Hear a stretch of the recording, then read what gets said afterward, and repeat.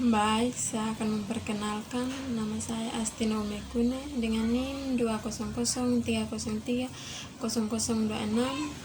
kelas A semester 1, mereview buku Pengantar Ilmu Politik tentang Dasar-dasar Ilmu Politik. Bab 1, Sifat, arti dan hubungan ilmu politik dengan ilmu pengetahuan lainnya. Perkembangan dan definisi ilmu politik. Ilmu politik merupakan sebuah kerangka atau cabang-cabang dari ilmu sosial lainnya yang memiliki dasar, rangka, fokus, dan ruang lingkup yang jelas. Ilmu politik bisa dikatakan masih memiliki usia yang masih muda, dikarenakan ilmu politik baru lahir pada akhir abad ke-19 pada tahap itu, ilmu politik berkembang secara pesat, berdampingan dengan cabang-cabang ilmu sosial lainnya, seperti sosiologi, antropologi, ekonomi, dan psikologi, dan dalam perkembangan ini mereka saling berhubungan satu sama lain. Perkembangan ilmu politik juga sudah cukup maju dari mulai lahirnya pada akhir abad ke-19. Ilmu politik di berbagai negara belahan dunia seperti Yunani kuno, pemikiran mengenai negara sudah dimulai pada tahun 450 sebelum Masehi, yang pada saat itu dijumpai berbagai karya-karya ahli sejarah Herodotus atau filsuf-filsuf seperti Plato, Aristoteles, dan sebagainya. Di Indonesia itu sendiri, perkembangan seperti itu banyak dijumpai melalui beberapa karya tulis yang membahas masalah sejarah dan kenegaraan seperti Negara Kertagama yang tertulis pada zaman Kerajaan Majapahit sekitar abad ke-13 dan ke-15 Masehi di babat Tanah Jawa. Sedangkan di negara-negara yang terletak di Uni Eropa, ilmu politik seperti di negara Jerman, Austria, dan Prancis pada abad ke-18 dan ke-19 banyak dipengaruhi oleh hukum, dan karena itu fokus perhatiannya dalam negara yang sementara. Ilmu politik sebagai ilmu pengetahuan. Ilmu politik memiliki syarat sebagai ilmu pengetahuan karena ilmu politik sebagai sekarang belum ditemukan dalam hukum-hukum ilmiah seperti itu, karena makhluk manusia yang kreatif yang selalu menemukan hal-hal baru sebagai ide kreatifnya sampai tidak dapat diramalkan, dan manusia bersifat kompleks dan perilakunya tidak selalu didasarkan atas tindakan-tindakan yang rasional dan logis sebagai pertimbangannya. Ilmu pengetahuan adalah pengetahuan dan keseluruhan dari pengetahuan yang terkoordinasi mengenai pokok pemikiran tertentu. Apabila perumusan ini dipakai sebagai patokan, maka memang ilmu politik boleh dinamakan suatu ilmu pengetahuan. Definisi ilmu politik. Ilmu politik adalah ilmu yang mempelajari politik atau politis atau kepolitikan. Politik adalah usaha menggapai kehidupan yang baik, dan pada umumnya dapat dikatakan bahwa politik adalah usaha untuk menentukan peraturan-peraturan yang dapat diterima baik oleh sebagian besar warga untuk membawa masyarakat ke arah kehidupan yang harmonis. Yang pertama, negara. Negara adalah suatu organisasi dalam suatu wilayah yang memiliki kekuasaan tertinggi yang sah ditaati oleh rakyatnya. Yang kedua, kekuasaan adalah kemampuan seseorang atau suatu kelompok untuk mengaruhi perilaku seseorang atau kelompok untuk mempengaruhi perilaku seseorang atau kelompok lain sesuai dengan keinginan para pelaku. Yang ketiga, keputusan. Keputusan adalah hasil dari membuat pilihan di antara beberapa alternatif, sedangkan istilah pembagian keputusan menunjuk pada proses yang terjadi sampai keputusan itu tercapai. Yang keempat, kebijakan umum. Kebijakan umum adalah suatu kumpulan keputusan yang diambil oleh seseorang pelaku atau kelompok politik. Yang kelima, pembagian atau alokasi, ialah pembagian dan penjatahan nilai-nilai dalam masyarakat. Hubungan ilmu politik dengan ilmu pengetahuan lainnya. Ilmu politik sangat erat kaitannya dengan ilmu pengetahuan yang lainnya, yang pada khususnya berbau ilmu sosial seperti ilmu sejarah, filsafat, sosiologi, antropologi, ilmu ekonomi, psikologi sosial, geografi, ilmu hukum. Bab 2. Konsep-konsep politik. Teori politik. Masyarakat adalah keseluruhan antara hubungan-hubungan antara manusia. Biasanya anggota-anggota masyarakat memenuhi suatu wilayah geografis yang mempunyai kebudayaan dan lembaga-lembaga yang kira-kira sama. Negara merupakan integrasi dari kekuasaan politik. Negara adalah organisasi pokok dari kekuasaan politik. Negara merupakan alat dari masyarakat yang mempunyai kekuasaan untuk mengatur hubungan-hubungan manusia dalam masyarakat dan menerbitkan gejala-gejala kekuasaan dalam masyarakat. Negara memiliki sifat memaksa, monopoli dan mencakup semua. Unsur-unsur negara terdiri dari wilayah, penduduk, pemerintah, dan kedaulatan. Tujuan negara tergantung kepada ideologi, cita-cita, dan undang-undang negara masing-masing. Indonesia. Tujuan negara terdapat dalam pembukaan Undang-Undang Dasar 1945. Bab 3. Berbagai pendekatan dalam ilmu politik. Pendekatan legal atau institusional. Pendekatan legal atau institusional yang sering dinamakan pendekatan tradisional mulai berkembang abad ke-19 pada masa sebelum Perang Dunia Kedua. Dalam mendapatkan ini agar menjadi fokus pokok, terutama segi konstitusional dan yuridisnya. Pendekatan perilaku. Pendekatan perilaku timbul dan mulai berkembang di Amerika pada tahun 1950-an sesuai Perang Dunia Kedua. Adapun sebab-sebab kemunculannya adalah sebagai berikut.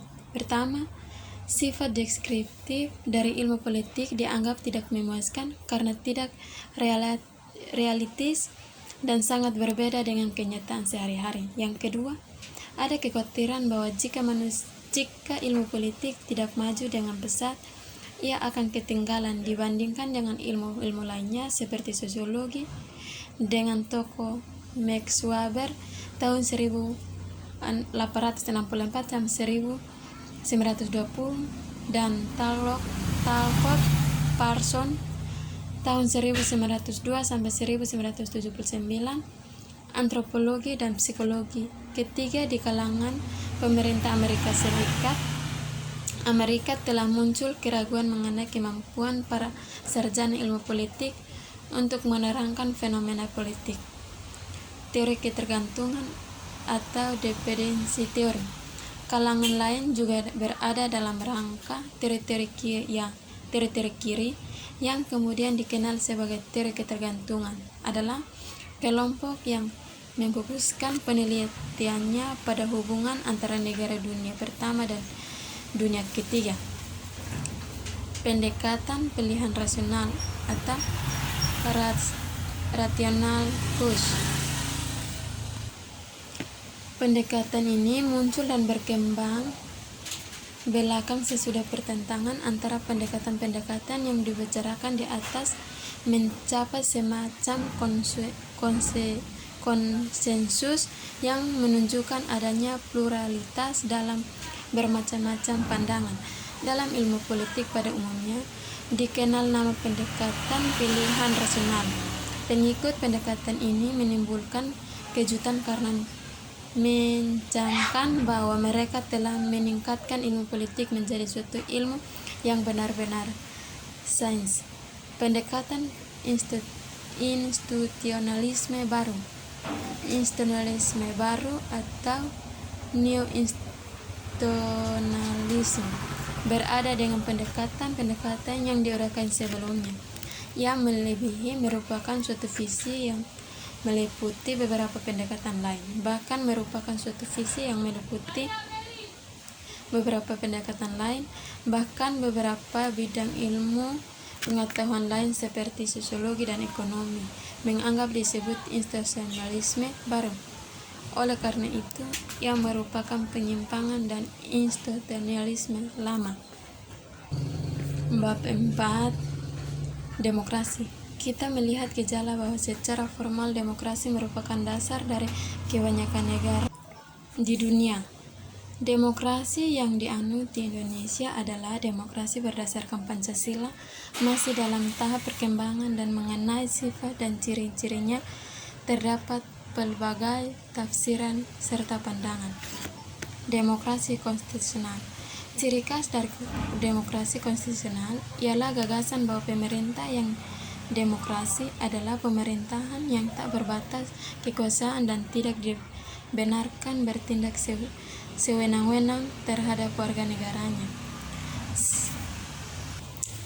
Sebagai akibat dari keinginan untuk menyelenggarakan hak-hak politik itu secara efektif, timbul gagasan-gagasan bahwa secara yang terbaik untuk membatasi kekuasaan pemerintahan yaitu dengan suatu konstitusi. Konstitusi menjamin hak-hak politik dan menyelenggarakan pembagian kekuasaan negara sehingga kekuasaan eksekutif diimbangi oleh kekuasaan parlemen dan lembaga-lembaga hukum. Masa-masa demokrasi di Indonesia telah melewati fase-fase yang merupakan berbagai jenis demokrasi yang sudah diterapkan di Indonesia, antara lain masa Republik Indonesia 1945 sampai 1959, yaitu masa demokrasi konstitusional yang diterapkan.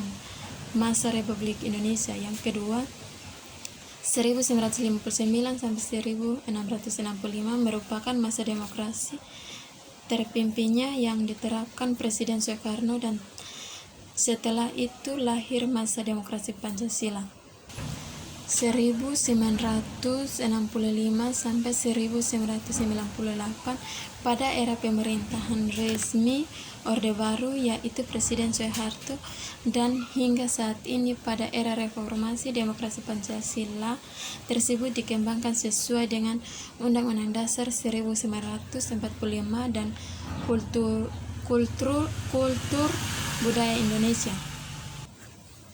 Konsumen demokrasi menurut terminologi komunisme dan perkembangan post-komunisme terjadi karena banyak ketimpangan sosial dalam kehidupan bermasyarakat.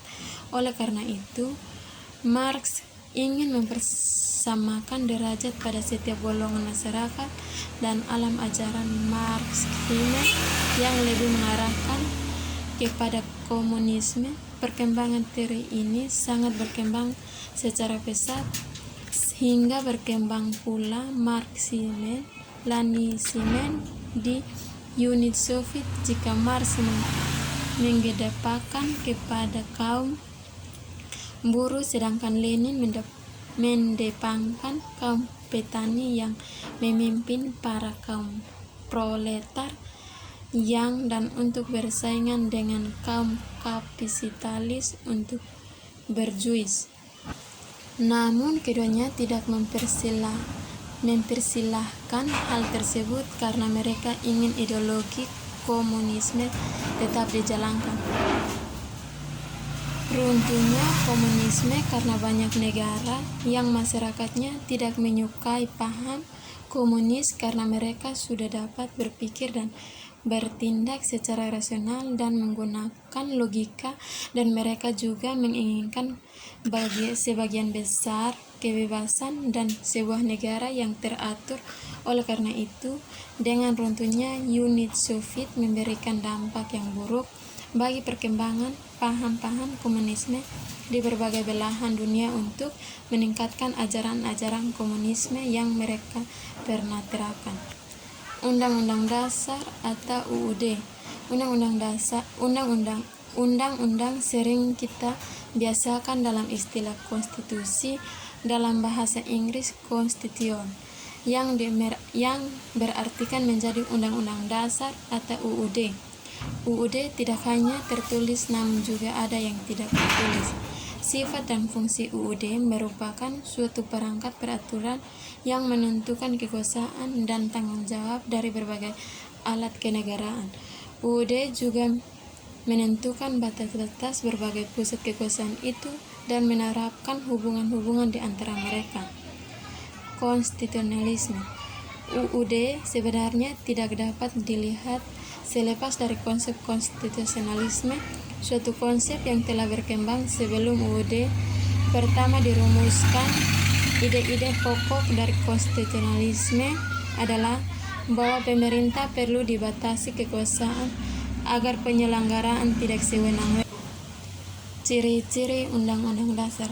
Walaupun UUD suatu negara dengan negara lain berbeda, tapi UUD memiliki ciri-ciri yang beberapa sama, yaitu kebiasaan memuat ketentuan-ketentuan mengenai soal-soal seperti organisasi negara, hak asasi manusia atau HAM, prosedur mengubah UUD atau amandemen, dan ada kala memuat larangan untuk mengubah sifat tertentu dari UUD dan merupakan aturan hukum yang tertinggi yang mengikat suatu warga negara dan lembaga negara tanpa terkecuali. Selain itu, dalam mukadimah atau pembukaan UUD sering memuat cita-cita rakyat dan asas-asas ideologi negara. UUD dan konvensi. Konvensi adalah aturan perilaku kenegaraan yang didasarkan tidak pada undang-undang, melainkan kebiasaan-kebiasaan ketenegaraan dan presiden. Konvensi ada dalam semua sistem UUD dan biasanya memberikan panduan ketika aturan formal tidak menandai atau tidak jelas. Dalam konteks UUD, tidak tertulis konvensi merupakan hal yang signifikan karena ia memberikan arah tentang prosedur, kekuasaan dan kewajiban dan institusi-institusi utama negara. Pengertian perubahan dan supremasi UUD. Undang-undang dapat digantikan dengan Undang-Undang Dasar baru apabila Undang-Undang Dasar yang ada tidak lagi mencerminkan konstelasi politik atau tidak lagi memenuhi harapan dan aspirasi rakyat. Di Indonesia, kita telah melalui 5 tahapan untuk perkembangan Undang-Undang Dasar. Selain pergantian secara menyeluruh, tidak jarang pula negara mengandalkan perubahan sebagai dari Undang-Undang Dasarnya. Perubahan ini dinamakan amandemen sewenang-wenang. Amandemen Undang-Undang Dasar ada prosedurnya dalam tangan Majelis Permusyawaratan Rakyat atau MPR dan ketentuan bahwa quorum adalah 2/3 dari anggota MPR, sedangkan usul perubahan Undang-Undang Dasar harus diterima oleh 2/3 dari anggota yang hadir. Pasal 37. Sejak tahun 1999, setelah Orde Baru berakhir, Undang-Undang Dasar 1945 telah mengalami 4 kali amandemen. Banyak perubahan yang substansial yang merubah akibat dari adanya amandemen tersebut bagi negara ini. Adanya pengetahuan untuk Undang-Undang Dasar itu tersebut agar keberadaan UUD tidak mudah dipermainkan oleh pihak-pihak yang tidak diinginkan keberadaan sebuah Undang-Undang Dasar itu. Oleh karenanya perlu adanya tindakan supremasi Undang-Undang Dasar agar kedudukan Undang-Undang Dasar tetap sebagai sumber hukum yang tetap dan tinggi. Bab 5. Hak-hak asasi manusia atau HAM. Perkembangan hak asasi manusia di Eropa. Di Eropa Barat, pemikiran mengenai hak asasi berawal dari abad ke-17 dengan timbulnya konsep hukum alam serta hak-hak alam. Akan tetapi sebenarnya beberapa abad sebelumnya, yaitu zaman pertengahan, masalah hak asasi manusia sudah mulai mencaut di Inggris. Hak asasi manusia pada abad ke-20 dan abad ke-21. Dalam perkembangan berikut terjadi perubahan dalam pemikiran mengenai hak asasi, antara lain karena terjadinya depresi besar sekitar tahun 1929 hingga 1934 yang melanda sebagian besar di dunia. Depresi ini yang mulai di Amerika dan kemudian menjalar ke hampir seluruh dunia berdampak luas. 2. Kovenan Internasional. Tahap kedua ditempuh oleh Komunis hak asasi atau PBB adalah menyusun sesuatu yang lebih mengikat daripada deklarasi belaka dan membentuk perjanjian untuk mencapai konsensus agar sidang umum PBB menerima baik Konvenan Internasional Hak Ekonomi, Sosial, dan Budaya, Konvenan Internasional Hak Sipil dan Politik, serta tentang pengaduan perorangan. Masalah ratifikasi. Meratifikasi suatu perjanjian berarti bahwa negara yang bersangkutan mengikat diri untuk melaksanakan ketentuan perjanjian dan bahwa ketentuan-ketentuan itu menjadi bagian dari hukum nasionalnya. Jika jalannya ratifikasi dua konvensi PBB menyita waktu lama di tingkat regional, terutama di Eropa Barat yang masyarakatnya lebih homogen, pelaksanaan hak asasi lebih berhasil. Hak asasi manusia pada awal abad ke-20. Pada awal abad ke-20, susunan yang melatar belakangi kampanye internasional untuk memajukan hak asasi secara global, kadang-kadang dinamakan revolusi hak asasi, telah mengalami pukulan barat, terutama sesudah peristiwa 11 September 2001 di New York, perang terhadap Argentina, dan invasi tentara koalisasi Amerika Serikat dan Inggris terhadap Irak. Hak asasi manusia di Indonesia. Hak asasi manusia di Indonesia telah mengalami pasang surut sesudah dua periode represi, rezim Soekarno dan rezim Soeharto. Reformasi berusaha lebih memajukan hak asasi perempuan. Konsep hak asasi perempuan atau HAP memiliki dua makna yang terkandung di dalamnya. Yang pertama, hak asasi perempuan hanya dimaknai sekedar berdasarkan akal sehat. Logika yang dipakai adalah pengakuan mereka juga memiliki hak asasi. Hak asasi perempuan di Indonesia cukup menonjol. Menurut Undang-Undang Dasar 1945, secara formal tidak ada perbedaan antara laki-laki dan perempuan. Bab 8. Pembagian kekuasaan negara secara vertikal dan horizontal.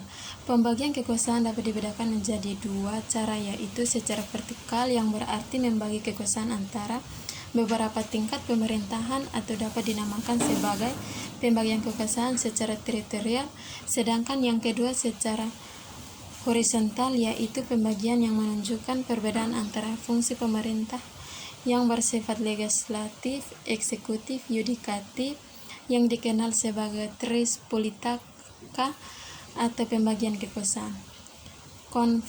Konfederasi merupakan gabungan beberapa negara yang berdaulat penuh untuk mempertahankan kemerdekaan negara secara internal dan eksternal. Suatu negara tersebut diatur dalam perjanjian internasional. Negara kesatuan. Negara kesatuan, negara yang terdiri dari banyaknya wilayah yang menjadi pusat pengatur dalam negara tersebut, yaitu pemerintah pusat sebagai penguasa atas negara itu. Negara federal.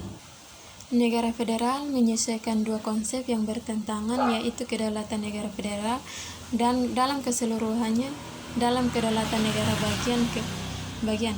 Kedaulatan keluar diserahkan penuh oleh pemerintah federal, sedangkan ke dalam dibatasi. Perkembangan konsep trias politika. Konsep pembagian kekuasaan secara horizontal. Trias politika adalah anggapan bahwa kekuasaan negara terdiri atas tiga macam kekuasaan: legislatif, kekuasaan pembuat undang-undang, kedua eksekutif atau kekuasaan melaksanakan undang-undang, dan yang ketiga kekuasaan yudikatif atau kekuasaan mengadili atas pelanggaran undang-undang. Trias politika adalah suatu prinsip kekuasaan ini sebaliknya tidak diserahkan kepada orang yang sama untuk mencegah penyalahgunaan kekuasaan oleh pihak yang berkuasa, dengan diharapkan hak-hak asasi warga negara lebih terjamin. Bab 9. Badan eksekutif, legislatif, dan yudikatif. Badan eksekutif. Badan eksekutif terdiri atas kepala negara seperti raja atau presiden beserta menteri-menterinya. Di dalam arti luas, pegawai negeri, sipil, atau militer juga termasuk ke dalam badan eksekutif. Badan eksekutif memiliki beberapa wewenang yang diantaranya mencakup berbagai bidang, yaitu administrasi, legislatif, keamanan, yudikatif, memberi gerasi, amnesti, abolisi, dan sebagainya, dan diplomatik untuk berhubungan dengan negara-negara lain. Badan legislatif. Badan legislatif yaitu pembuat undang-undang pada umumnya di berbagai negara. Terdapat pada parlemen dalam negara itu. Di Indonesia, badan legislatif terdiri atas Majelis Permusyawaratan Rakyat atau MPR, Dewan Perwakilan Rakyat atau DPR, dan Dewan Perwakilan Daerah atau DPRD. Dan Dewan Perwakilan Rakyat Daerah atau DPRD merupakan badan-badan yang memiliki wewenang legislasi, kontrol, dan anggaran-anggaran. Tentunya di setiap negara dan legislatif tertentu berbeda-beda. Ada yang menerapkan dengan sistem satu majelis dan dua majelis. Majelis tersebut diklasifikasikan kembali menjadi majelis rendah dan majelis tertinggi. Badan yudikatif. Badan yudikatif biasanya identik dan kehakiman yang tertugas sebagai mengadili dan memutuskan pelanggaran undang-undang di berbagai negara, dan yudikatif memiliki berbagai persamaan. Di Indonesia, badan yudikatif terdiri atas Mahkamah Konstitusi atau MK, Mahkamah Agung atau MA, serta Komisi Yudisial atau KY. MK adalah lembaga yudikatif tertinggi atas lembaga-lembaga yang lain, serta dengan MA. Jika MA bisa digugat namun keputusan MK tidak dapat diajukan banding dan sifatnya sudah final. Sedangkan KY pada dasarnya sebagai pengantar dari hakim-hakim konstitusi, karena KY umumnya bersifat mengatur kode etik para hakim agung agar dapat menjalankan tugas kehakimannya secara baik. Bab 10. Partisipasi politik. Sifat dan definisi partai politik. Partisipasi politik adalah kegiatan seseorang atau kelompok orang untuk ikut serta aktif dalam kehidupan politik, antara lain dengan jalan memilih pimpinan negara, dan cara langsung dan tidak langsung mempengaruhi kebijakan pemerintah. Di negara-negara demokrasi, konsep partisipasi politik bertolak lari paham bahwa kedaulatan adalah tangan rakyat yang dilaksanakan melalui kegiatan bersama untuk menempatkan tujuan-tujuan serta masa depan masyarakat itu, untuk menentukan orang-orang yang memegang tampuk pimpinan. Partisipasi politik erat kaitannya dengan kesadaran politik, karena semakin sadar bahwa dirinya diperintah, orang kemudian menuntut diberikan hak suara dalam penyelenggaraan pemerintah. Orang yang memiliki kesadaran politik tentunya harus orang memiliki pendidikan yang kehidupannya lebih baik dan orang-orang terkemuka. Jika partisipasi politik di sebuah negara rendah, pada umumnya sebagai tanda yang kurang baik, karena dapat ditafsirkan bahwa warga tidak menaruh perhatian terhadap permasalahan negara. Bab 11. Partai politik. Partai politik merupakan sarana bagi warga negara untuk turut serta atau berpartisipasi dalam proses pengolahan negara. Partai politik pertama-tama lahir di negara Eropa Barat dengan meluasnya gagasan bahwa rakyat merupakan faktor yang diperhitungkan serta diikutsertakan dalam proses politik, maka partai politik atau parpol telah lahir secara spontan dan berkembang menjadi penghubung antara rakyat satu pihak di pemerintah di pihak lain. Definisi serta politik atau parpol. Secara umum dapat dikatakan bahwa parpol adalah suatu kelompok terorganisir yang anggota-anggotanya mempunyai orientasi, nilai-nilai, dan cita-cita yang sama. Tujuan kelompok ini ialah untuk memperoleh kekuasaan politik dari dan merebut kedudukan politik, biasanya dengan cara konstitusional untuk melaksanakan program-programnya. Fungsi partai politik. Fungsi parpol di negara demokrasi meliputi parpol dapat sebagai sarana komunikasi politik, sebagai sarana sosial politik, sebagai rekrutmen politik, dan sebagai sarana pengatur konflik. Sedangkan fungsi parpol di negara pemerintah dan bertujuan untuk mencapai kedudukan atau kekuasaan yang dapat dijadikan oleh batu loncatan guna menguasai semua parpol yang ada dan menghancurkan sistem politik demokrasi. Klarifikasi sistem kepartaian atau sistem partai tunggal, dwi partai, dan multi partai. Kategori-kategori tersebut dapat mewakili keberadaan sistem parpol di sebuah negara dengan berdasarkan kepada ideologi sistem yang diterapkan di sebuah negara itu dan tergantung yang nantinya mengarah kepada jumlah sebuah parpol itu sendiri. Ada 3 kategori sistem parpol di sebuah negara antara lain. Yang pertama, sistem partai tunggal. Hanya terdiri dari suatu partai politik di negara tersebut, tidak ada parpol lainnya. Pada umumnya, contohnya di Cina hanya terdapat Partai Komunis Cina atau PKC. Yang kedua, sistem dwi partai. Hanya terdapat 2 buah parpol di sebuah negara, di mana di dalam pemilihan umum mereka saling berkompetensi tersebut. Hati rakyat kelak salah satu mereka dapat menjadi partai pemerintah dan satu di antara menjadi partai penyeimbang pemerintah. Sistem yang ketiga, sistem multi partai. Dalam sistem ini di sebuah negara terdapat banyak parpol yang hadir dan menyelenggara kondisi parpolitikan di sebuah negara tersebut yang memiliki banyak positif dan negatif.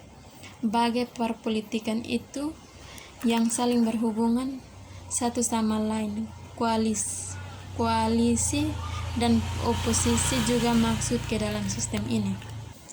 Bab 12. Sistem pemilihan umum. Dalam ilmu politik dikenal bermacam-macam sistem pemilihan umum atau pemilu dengan berbagai variasinya.